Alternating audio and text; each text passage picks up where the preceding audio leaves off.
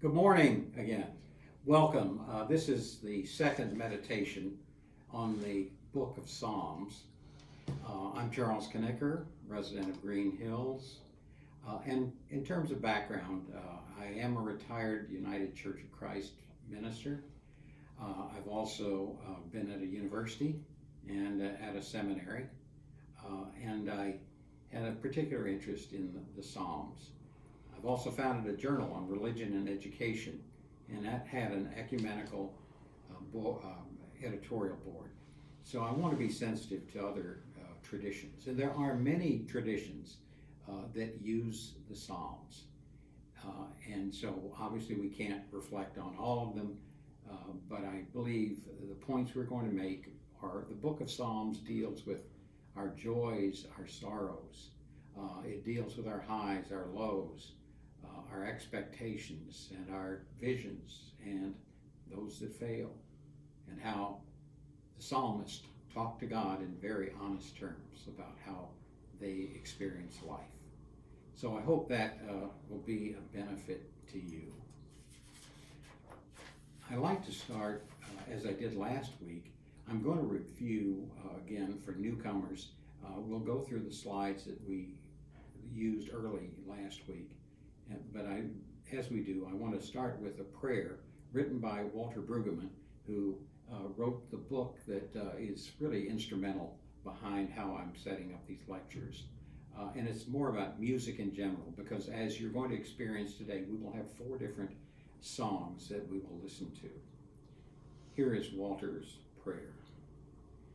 We are people who must sing you, dear God, for the sake of our very lives.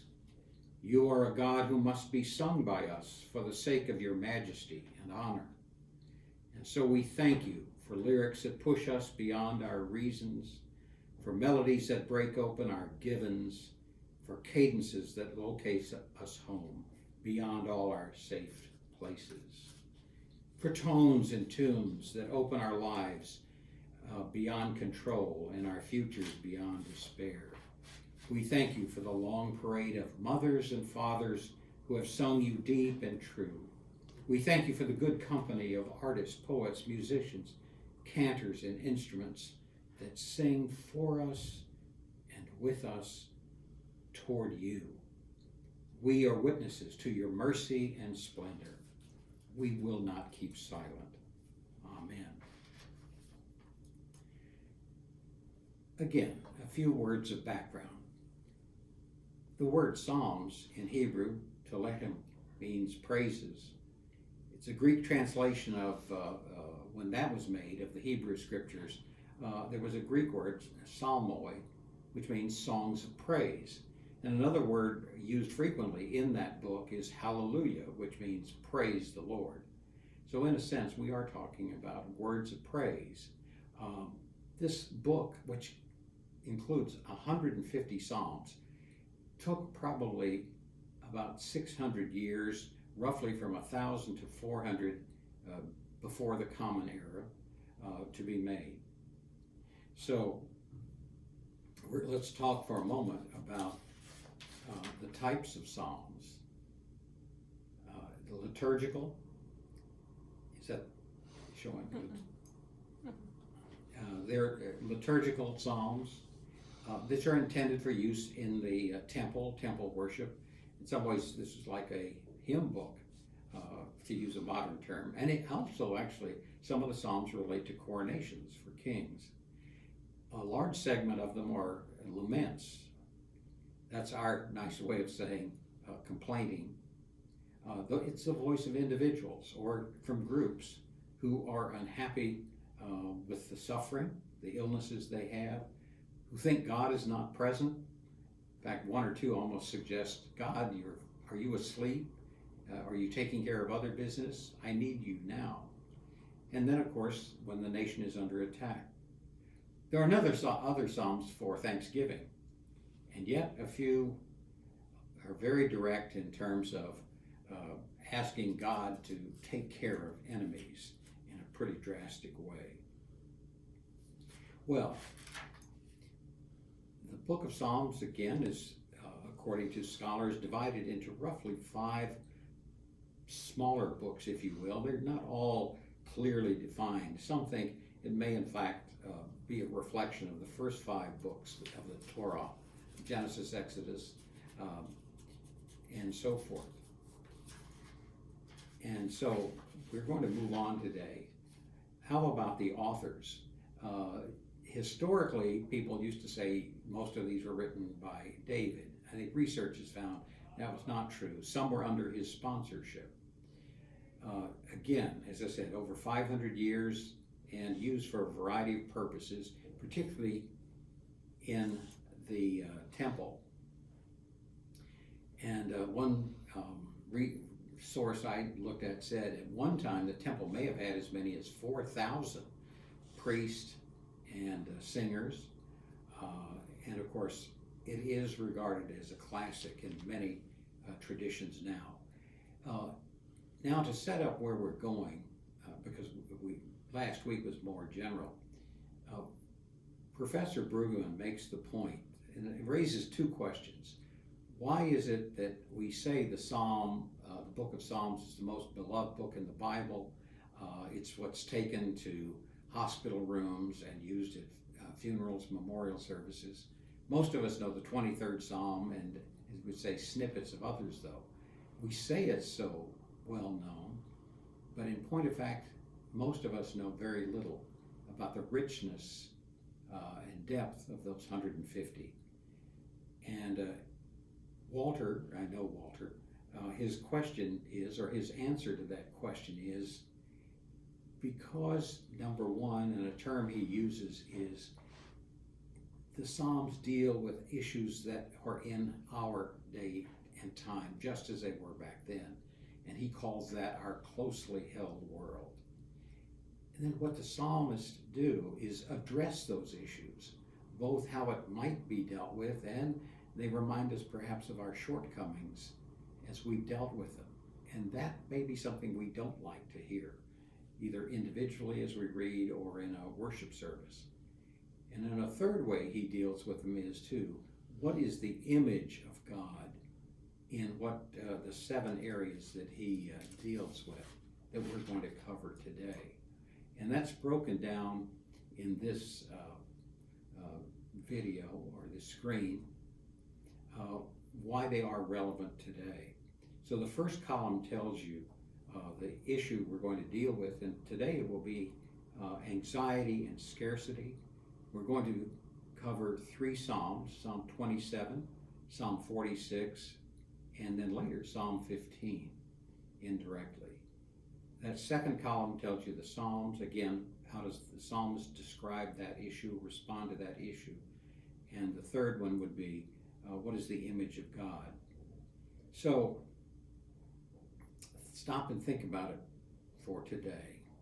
Do we not live in a time of anxiety and scarcity? Aren't we anxious about everything, of course, from the coronavirus? But do we not deal with issues that relate to everything from the food supply, climate change, jobs, and as he says, what about scarcity? Don't we tend to think in some ways that we're about to lose it? We have to protect where we live. Others want something that we have. Don't the commercials on TV always tell us to get more because you never know when it's going to run out? Those are major issues that we deal with today. And there are social issues too. Issues about how we give grace to and how we accept immigrants and refugees. How even in churches, do we want to keep things from women like being ordained in certain traditions? Or what about marriage among certain people? There's a question. Is there only so much grace to be shared? So here we go, and again, this is a reminder now, it's a similar chart, but there are going to be songs that we deal with.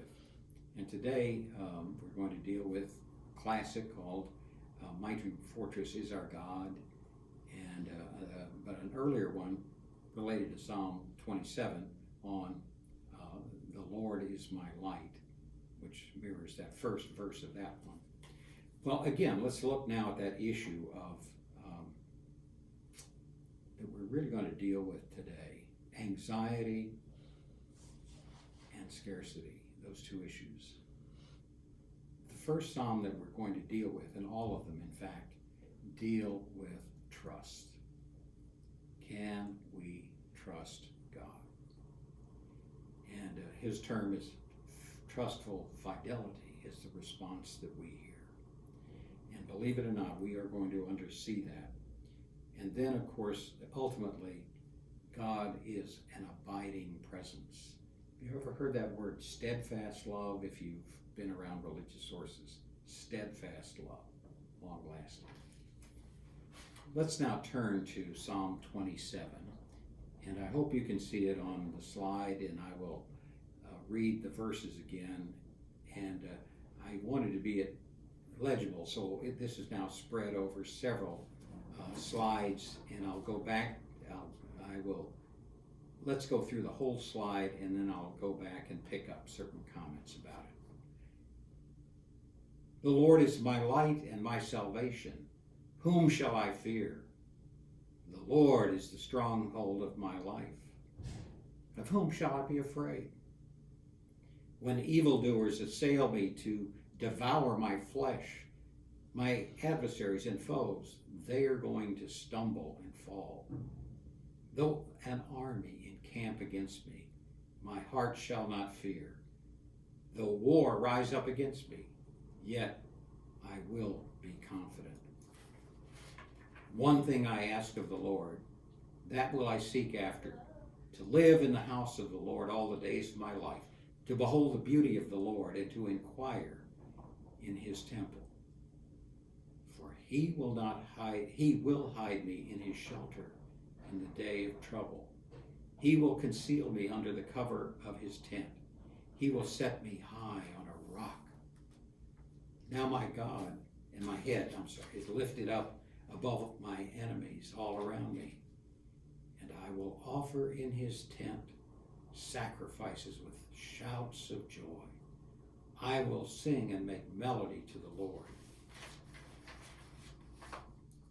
Hear, O Lord, when I cry aloud. Be gracious to me and answer me.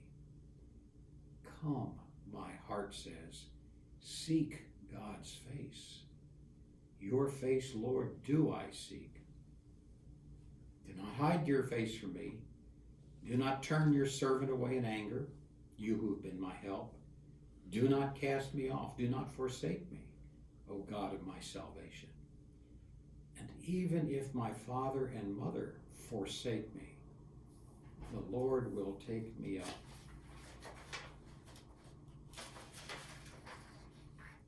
Teach me your way, O Lord, and lead me on a level path because of my enemies.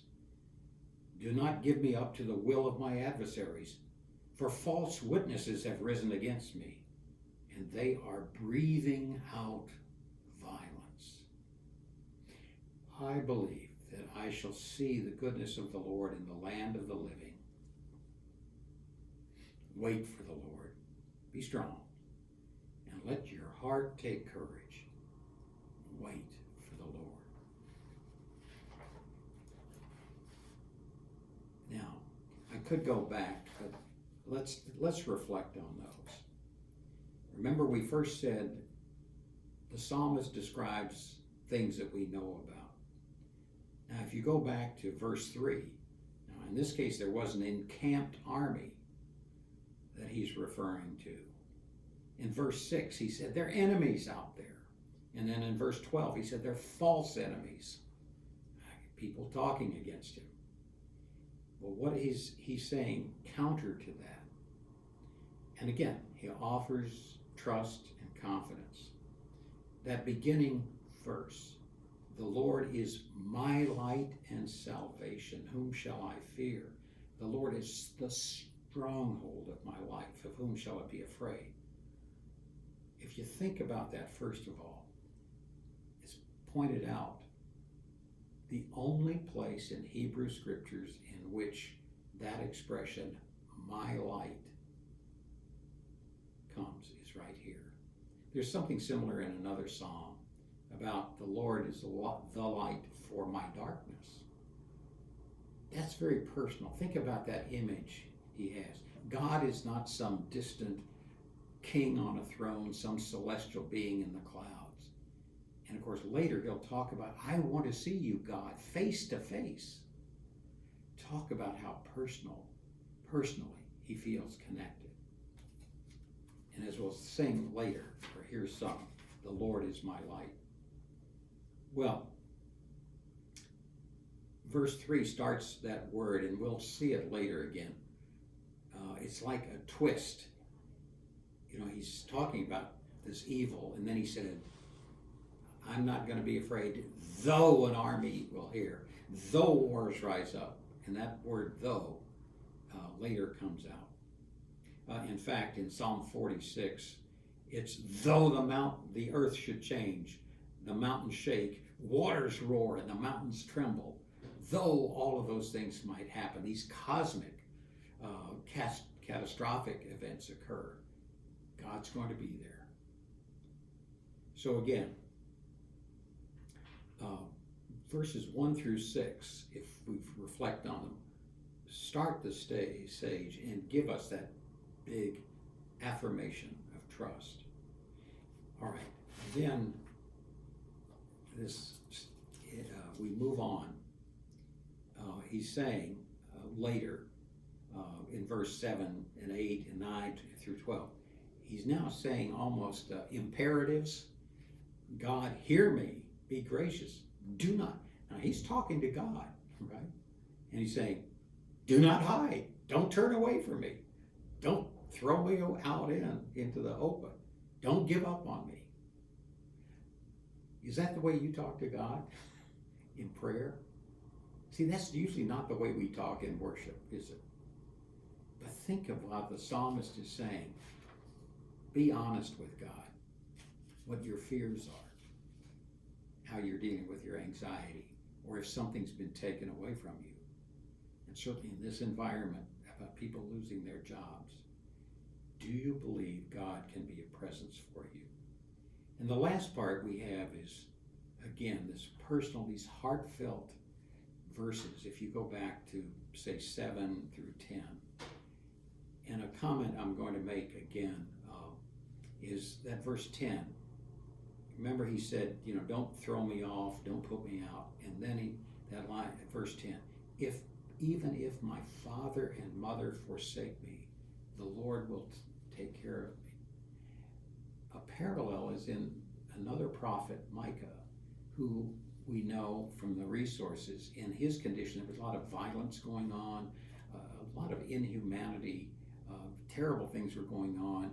And in that situation, for that prophet, literally, you could not depend on your family, your parents, your brothers. It was really horrible. And maybe this psalmist had heard about that here you couldn't even trust your own family. But you can always trust God. And finally, we say he ends. And I want to do something. That last verse, the word that we read is wait for the Lord. And again, be strong, take heart, have courage, and again, wait for the Lord. One commentator said, that's actually another way of saying hope. Because are you going to wait around if you don't have hope for something better to come? So this psalm ends with hope. So now at this point, let's hear our first selection, called The Lord is My Light. It is a choral selection, and we'll just hear a brief part of it.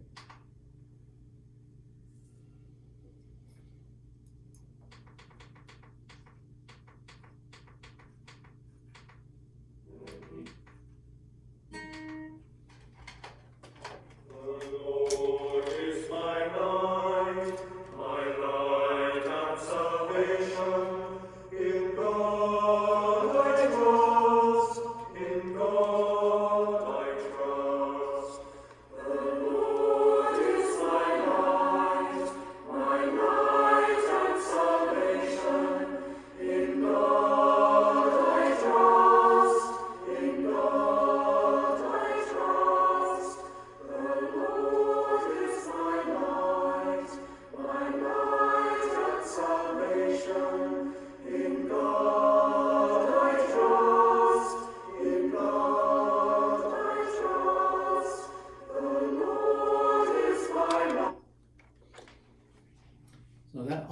becomes a chant.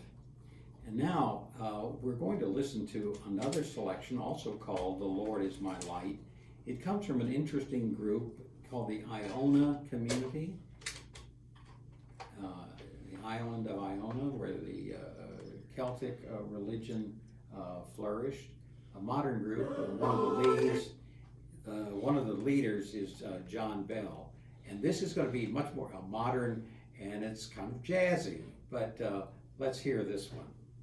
Is my light and salvation. Whom shall I fear? Whom shall I fear? The Lord is my light and salvation. Why should I be afraid? The Lord is my light and salvation.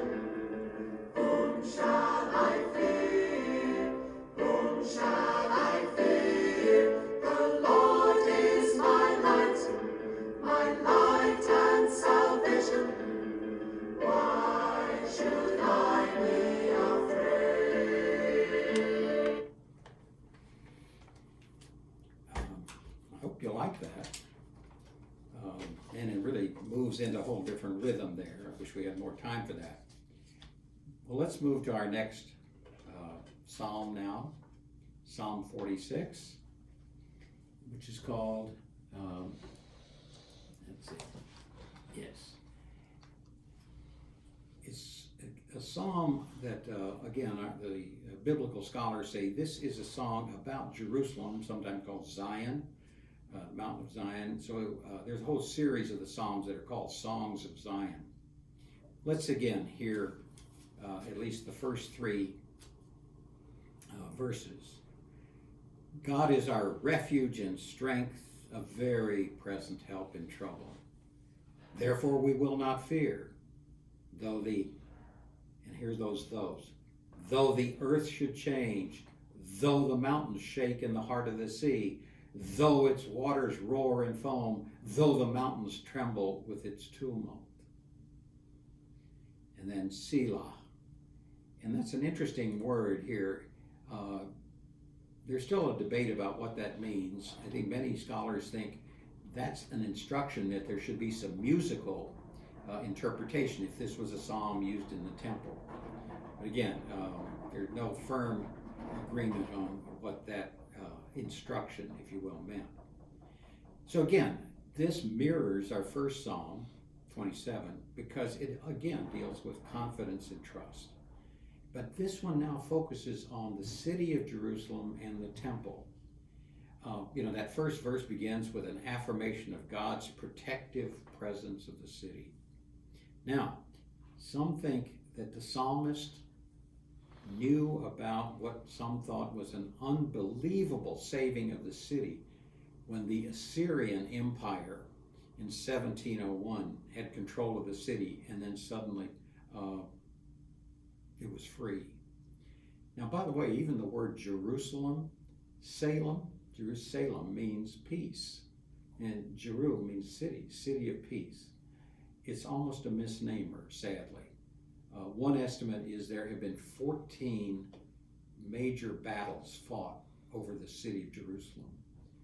And unfortunately, it was not always protected. It was sometimes overrun. And in fact, some people were taken off into captivity, at least once. But yes, the feeling of the psalmist here is even these cosmic events, again, what we would call earthquakes, tornadoes, maybe the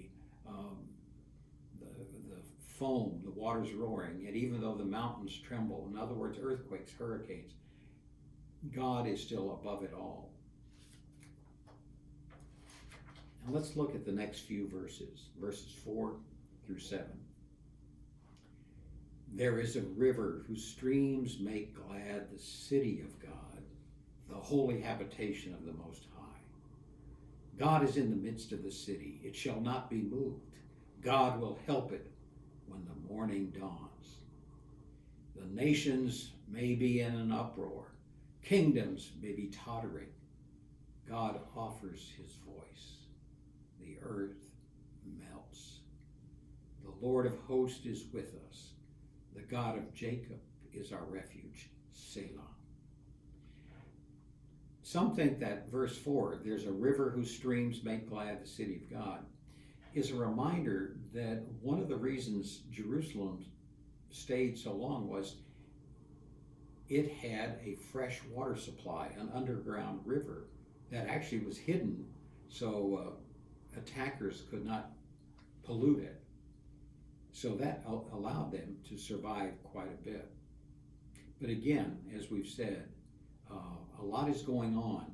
But again, the intent here is to say, regardless of natural disasters and events and political, military ones, God is above it all. All right, continuing now with verses 8 through 11. Come, behold the works of the Lord. See what desolation he has brought on the earth. God makes wars cease to the end of the earth. God breaks the bow. He shatters the spear. God burns the shields with fire. And these final verses, be still and know that I am God. I am exalted in the earth. So here we've had an actual saying, in effect. It's no longer the psalmist writing. It is almost God saying, I hear what you're saying. Yes, and I am affirming it. And then the response is, the Lord of hosts is with us. The God of Jacob is our refuge. And a few things about these words. Again, this is referring to military efforts. And again, the message is ultimately the hope is that there will be peace. And in fact, settling wars is not easy. And here we have very specific references to weapons, breaking the bow, shattering the spear, the shields. And then we might want to comment on that last verse, the Lord of hosts. In Hebrew, that Lord of hosts is our equivalent of God is our commander-in-chief. He's in charge of the military, the host. And that final word, which in our English Bible is translated refuge, could actually be translated fortress. And that leads us, if we will, to this next point, and it's going to be our next song. And maybe many of you have heard of this, that Martin Luther, the reformer, Protestant reformer, in the 1500s, wrote a hymn based on this particular psalm. And the psalm is one of the most famous. It's called A Mighty Fortress is Our God. And I'm going to read you the scripture verses first, and then we'll hear it. And let me say a few other things about it. Now, the words to verse 1 are going to be, A mighty fortress is our God, a bulwark never failing, our present help amid the flood. And remember, we've read about some natural disasters, amid the flood of mortal ill prevailing. For still our ancient foe does seek to work us woe, with craft and power great, and armed with cruel hate, on earth without an equal. Again, almost cosmic enemies. And then verse 2, did we in our own strength confide? If we did, our striving would be losing. But there is one who takes our side, the one of God's own choosing. And this again is from a Christian perspective. You ask who that may be. Christ Jesus sets us free with mighty power to save, victorious over the grave. Christ will prevail triumphant. And I do acknowledge there are different translations of that second verse. Hymn tunes texts get changed. Now, let me just say this, and I want to say about verse 3, and then we will hear this. We'll hear a couple of verses. This is not really structured literarily as a regular psalm. It doesn't start as a psalm of praise so much, and it doesn't really get into a prayer. And some people think it's almost a prophetic, it's more like a prophetic saying what the prophets believe will happen in time. Going on to that third verse, and though this world with devils filled should threaten to undo us. We will not fear, for God has willed the truth to triumph through us. The powers of evil grim, we tremble not for them. Their rage we can endure, for lo, their doom is sure. One little word shall fell him. Now, don't know what you know about Martin Luther. He had been a priest. He leaves in his criticism of the Catholic Church. He had to go into hiding because of assassination attempts. And so he knew what it was to be inside a castle, or a fortress, if you will. But he was also aware that in 1529 CD, the city of Vienna had been released by the Turks who had held it. So he was in some ways kind of been mindful of the fact that, yeah, even if you've been in prison or isolated, oh, by the way, do we know anything about being isolated? That there comes a time when you will be free. So he had recalled this. And again, even one of our words about being a bulwark could be translated, God is our defense. So, and maybe what we're going to hear is from St. Olaf College, their choir, and the organist, who I happen to know, John Ferguson. We'll hear their rendition of this song.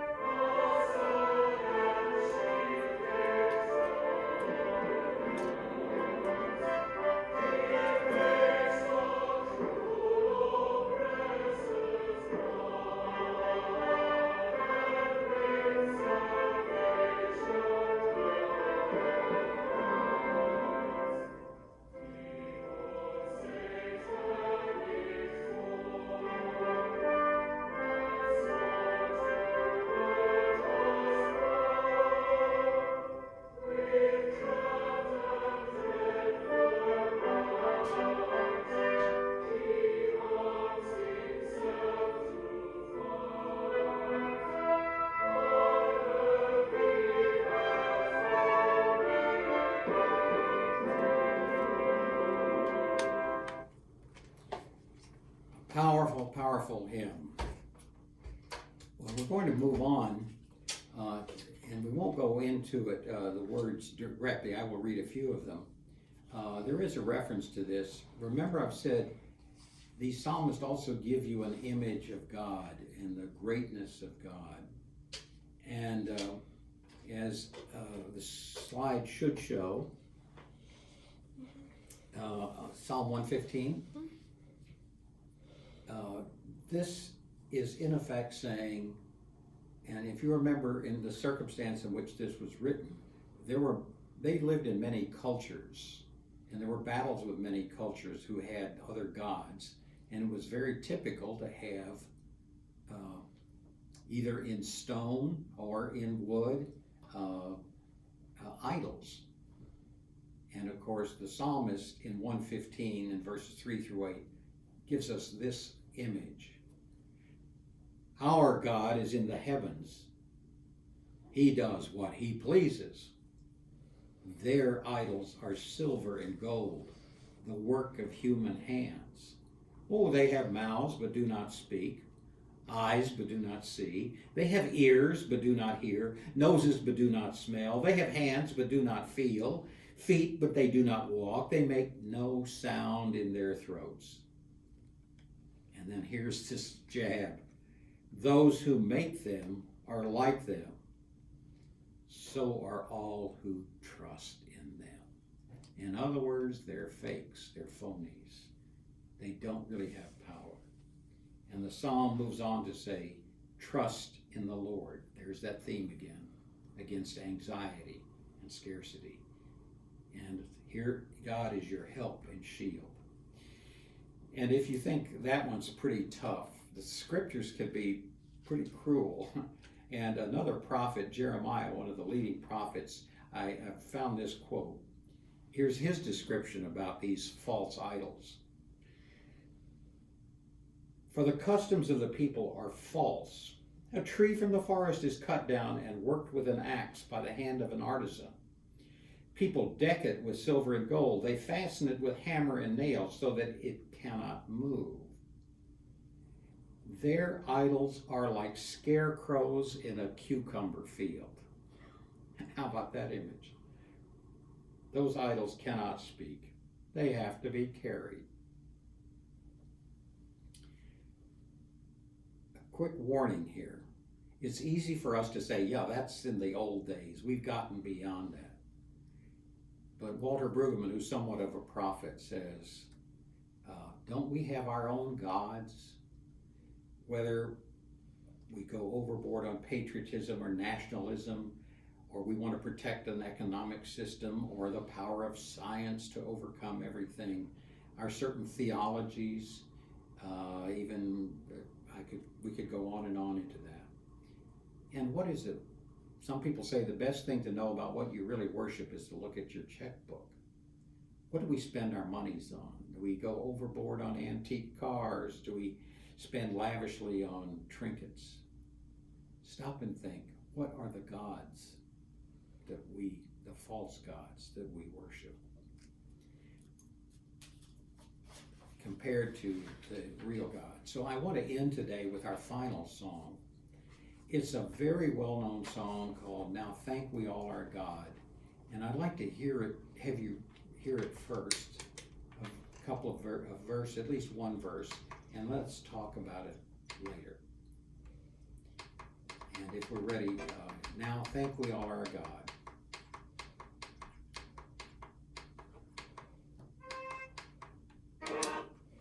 Now thank we all our God with hearts and hands and voices, who wondrous things hath done, in whom his word rejoices,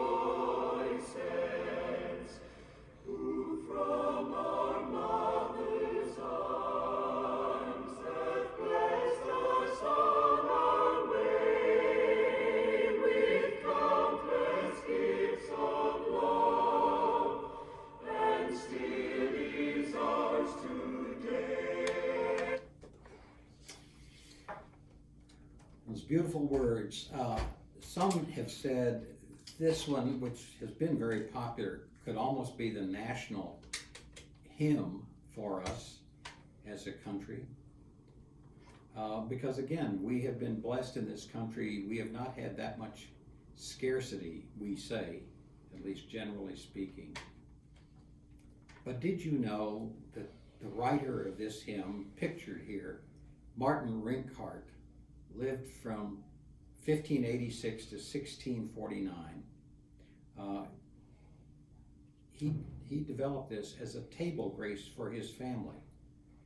He grew up and stayed in his hometown, which is in Eilenburg, Saxony, part of Germany today, during the 30 Years' War.